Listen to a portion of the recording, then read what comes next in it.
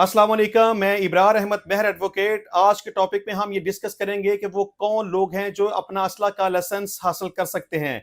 इसमें Punjab arms rule 2023 के section 4 में एलिजिबिलिटी क्राइटेरिया डिस्कस किया गया है कि जो अपने सेल्फ डिफेंस के लिए पर्सनल आर्म्स लाइसेंस हासिल करना चाहें तो उसकी क्या शराइत हैं। इसमें सबसे पहली बात तो यह है कि वो पाकिस्तानी शहरी हो।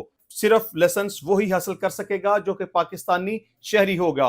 दूसरे नंबर पे वो शख्स हासिल कर सकेगा जिसके पास नेशनल आइडेंटिटी कार्ड मौजूद हो, यानी कि पाकिस्तान की शहरियत और पाकिस्तान का शनाख्ती कार्ड उसके पास मौजूद हो। या वो लोग भी अप्लाई कर सकते हैं जो कि जिनके पास ओवरसीज पाकिस्तानी का कार्ड हो, लेकिन वो लोग अप्लाई नहीं कर सकते जिनके पास पाकिस्तानी ओरिजिन कार्ड यानी कि पीओसी जिनके पास मौजूद होगा, वो अहल नहीं होंगे।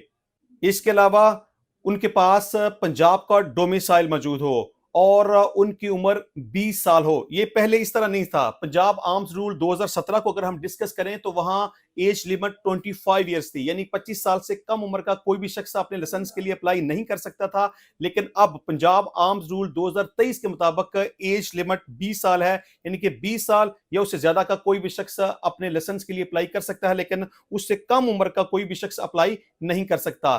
इसके अलावा जरूरी है कि वो फाइलर हो, वो अपना टैक्स पे करता हो, गवर्नमेंट ऑफ पाकिस्तान को टैक्स अदा करता हो और उसका नाम एक्टिव टैक्स पेयर लिस्ट के अंदर शामिल हो। सिर्फ वही शख्स अहल है अपने लाइसेंस को अप्लाई करने के लिए।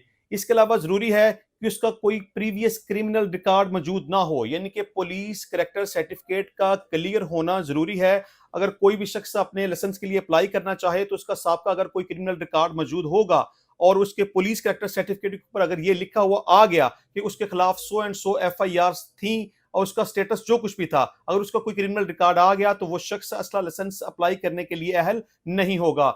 इसके अलावा जरूरी है कि वो किसी भी मुकदमा में इश्तिहारी ना हो और ये जरूरी है कि किसी भी अदालत में उसको सजा ना हुई हो, यानी कि ना तो वो पुलिस को मतलूब हो, ना अदालत को मतलूब हो, ना किसी मुकदमे में उसको सजा हुई हो, ना कोई मुकदमा उसके खिलाफ जेर समात हो, यानी कि उसका कोई किसी किस्म का क्रिमिनल रिकॉर्ड मौजूद ना हो। उसका पुलिस कैरेक्टर सर्टिफिकेट बिल्कुल क्लियर होना जरूरी है।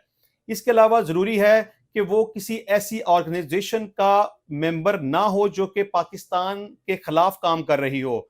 इसके अलावा जरूरी है कि वो जिस्मानी तौर पर, नफ्सियाती तौर पर और जहनी तौर पर बिल्कुल ठीक और तंदुरुस्त हो, यानी उसके पास एक मेडिकल फिटनेस सर्टिफिकेट मौजूद हो। ये इसलिए जरूरी है कि अगर कोई भी शख्स मेंटली या नफ्सियाती तौर पर ठीक नहीं तो वो अपने लिए, अपनी जान के लिए और दूसरों के लिए खतरनाक साबित हो सकता है। लिहाजा जरूरी है कि वही शख्स अपने लाइसेंस को अप्लाई कर सकेगा जो कि जिस्मानी तौर पर, नफ्सियाती तौर पर और ज़हनी तौर पर बिल्कुल ठीक और तंदुरुस्त होगा और उसके पास एक ऑथोराइज्ड मेडिकल ऑफिसर का फिटनेस सर्टिफिकेट मौजूद होगा।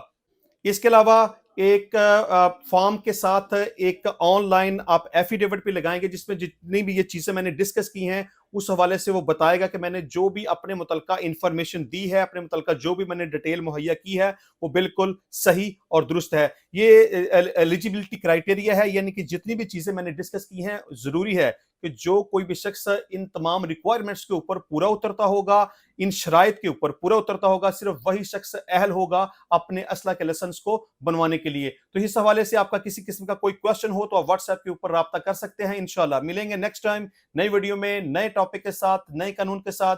तब तक के लिए मुझे इजाजत दीजिए। अल्लाह हाफिज।